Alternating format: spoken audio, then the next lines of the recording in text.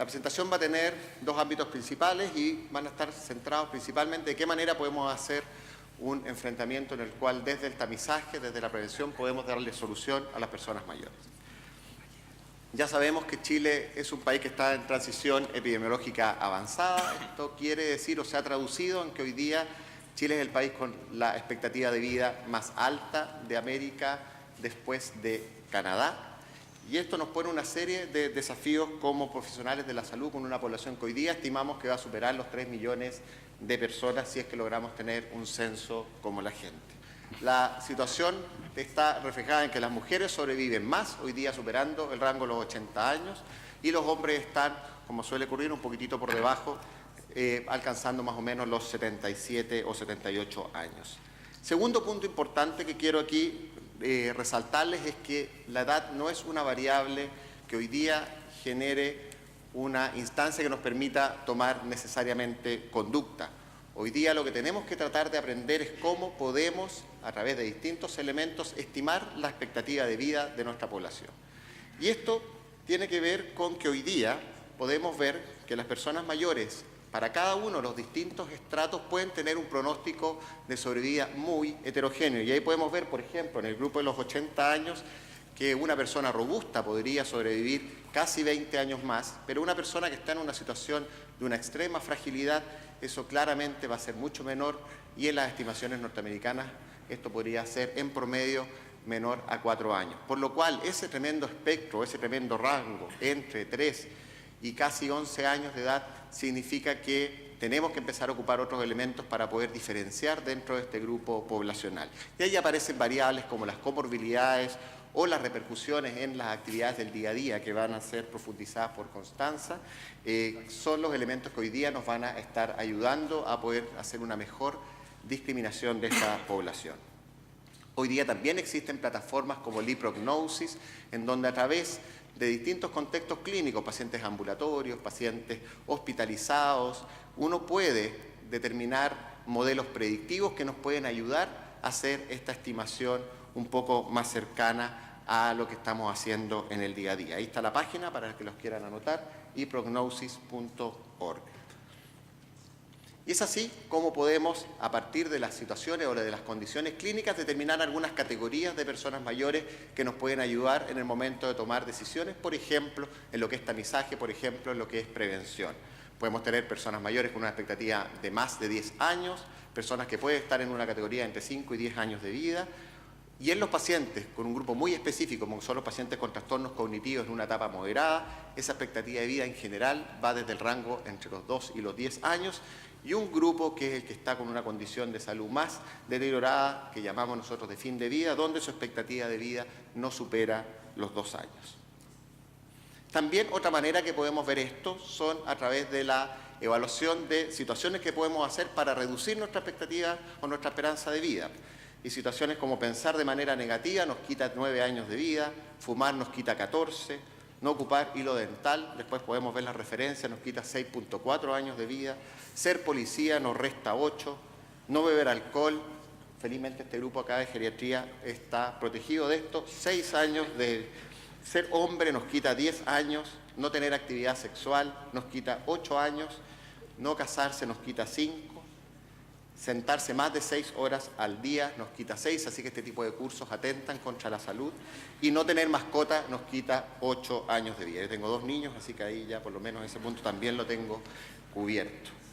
Pero también tenemos que darnos cuenta que hay otras formas de poder evaluar esto, y una de ellas también que es de mucha utilidad es la estimación de la funcionalidad, y hoy día eso lo podemos ver de distintas formas. Una de ellas es a través de instrumentos que nos muestran cuál es la situación de discapacidad de las personas, y el grupo de las personas mayores, este porcentaje se acerca al 40%, y son en general las múltiples condiciones que generan la discapacidad, que se ve clarísimo probablemente atrás, que es el grupo que está acá, son las que se ven con más frecuencia en el grupo de las personas mayores, y ahí aparecen las discapacidades que uno puede tener en cuenta, que se asocian a la imagen que uno tiene de una persona mayor, como las sensoriales, visuales, auditivas, intelectuales y físicas, las que se asocian a mayores porcentajes. Pero un dato interesante que si nos vamos a las cifras de la última encuesta, que son del año 2015, aparentemente uno puede interpretar que hay o un estancamiento o lícitamente un descenso desde ese casi 40% a un 38.3%.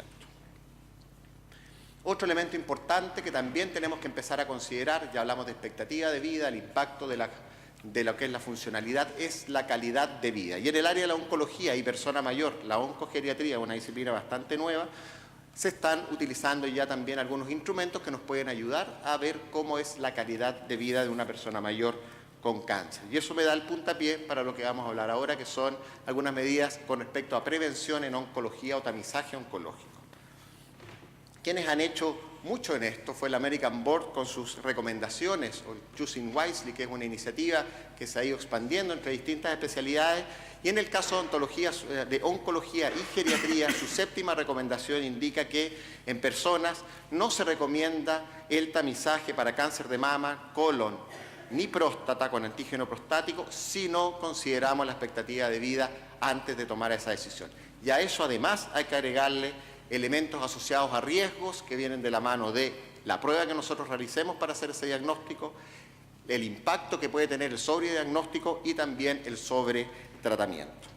Y es así como el Task Force americano ha hecho sus recomendaciones, tomando en consideración estos aspectos, y lo que vamos a hacer ahora es una suerte de paralelo entre lo que es las recomendaciones norteamericanas y lo que ha puesto nuestras guías GES en esas mismas condiciones. Comenzando con mama, las recomendaciones norteamericanas apuntan a que el tamizaje debiera hacerse cada 2 años, entre los 50 y los 74 años. Sería insuficiente la evidencia para recomendar tamizaje sobre los 75 años, y el examen clínico es un elemento sustancial a considerar como no aparentemente beneficioso en el grupo de las personas mayores de 40 años. ¿Qué es lo que nos dice el GES? Debiera también en este mismo rango, entre los 60 y 74 años, hacerse tamizaje cada 2 años. El único problema, que si miramos también las cifras nacionales, es en el grupo sobre los 74 años, específicamente en Chile, donde se produce una suerte de elevación sustancial en el número de casos de cáncer de mama. Entonces, si volvemos a las recomendaciones que hablaba el American Board, aquí lo que tenemos que hacer es determinar la expectativa de vida, por lo tanto, individualizar nuestras conductas en el caso de personas que superen la edad sobre los 70 o 75 años para decidir si vamos a continuar haciendo tamizaje o no.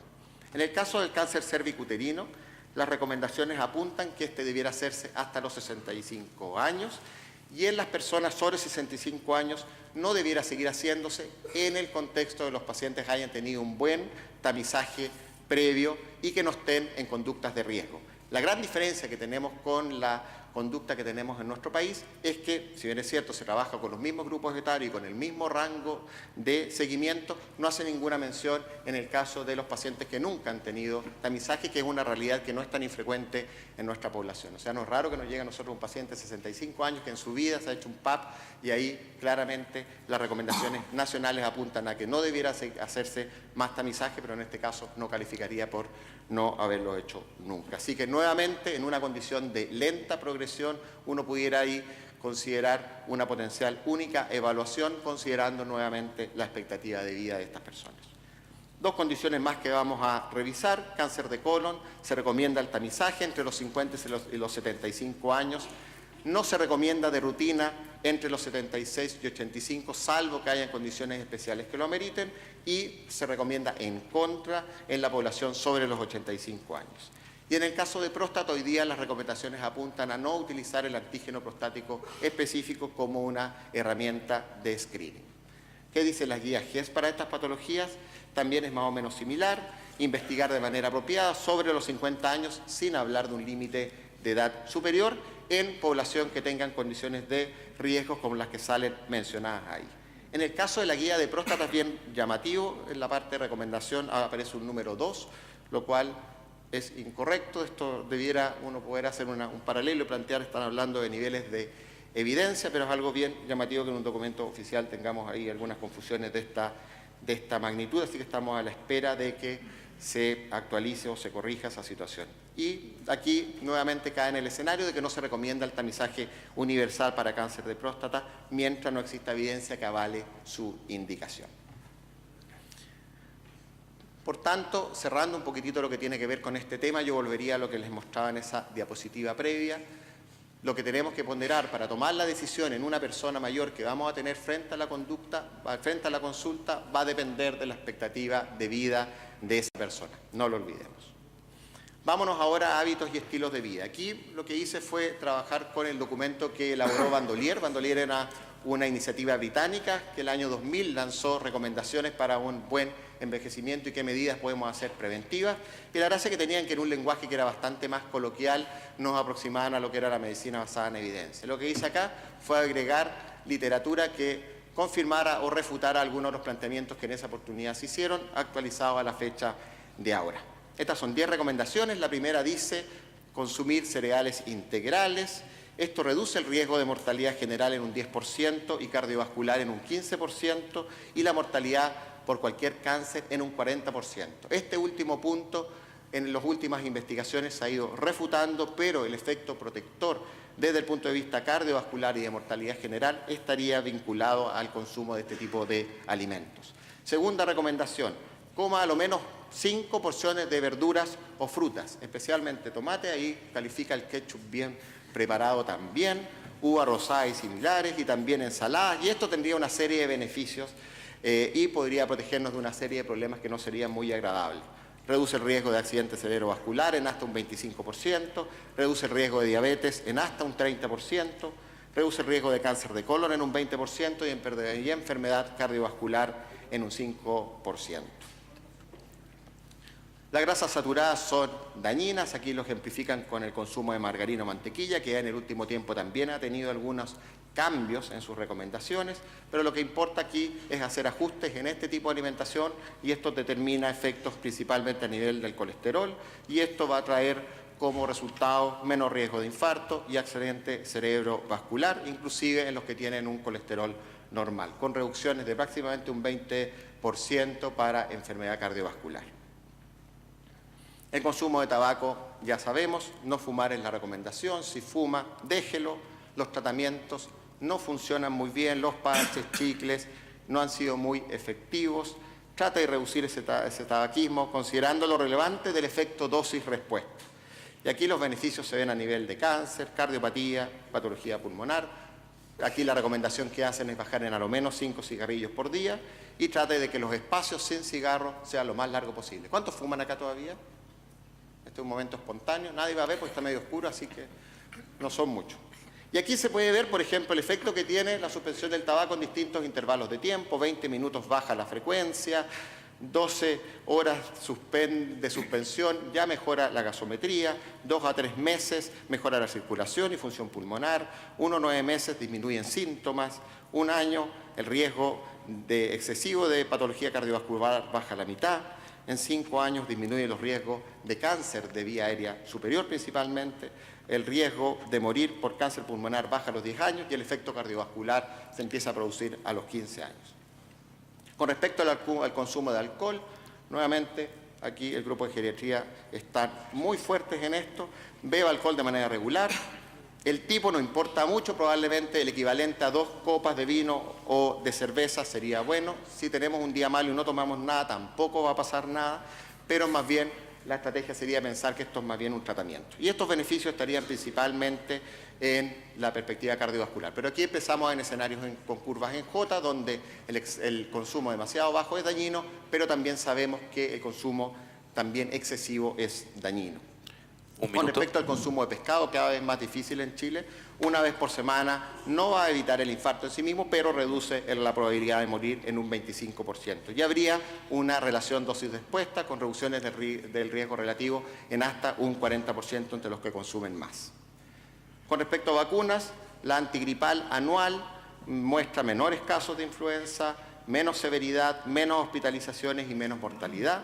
La antineumocócica reduce la mortalidad con números necesarios a tratar de 51. La anti-zóster, no la que tenemos hoy día disponible, sino la recombinante que apareció en el 2015, que todavía no está aprobada por la FDA, mostró resultados espectaculares con resultados hasta un 95% de eficacia. Y los norteamericanos recomiendan también hacer booster contra la difteria y tétanos y siempre considerar que las personas hayan tenido antes una vacunación. Con respecto al consumo de café, acá el doctor Estrada es un absoluto asiduo a esto, así que estaría cuidando su colon, su próstata y también reduciendo en un 40% su riesgo de Parkinson. Y esto estaría, eso sí, con algunas recomendaciones para grupos particulares como los hipertensos, en los cuales esto no sería beneficioso. Con respecto al ejercicio, la idea sería que uno se quede sin aire un poquitito más frecuente de lo que estamos haciéndolo habitualmente. Basta con caminar un par de kilómetros al día, hacerlo esto unas 3 veces por semana. Esto va a tener una serie de beneficios como los que vamos a ver acá. Mejor independencia, menos riesgo de caídas y fracturas, menos riesgo de mortalidad cardiovascular, mejor presión, mejor fuerza muscular, menos depresión y ansiedad, mejor estatus osteomuscular. Y controlando el peso, eso también va a ser algo importante, tiene una serie de beneficios.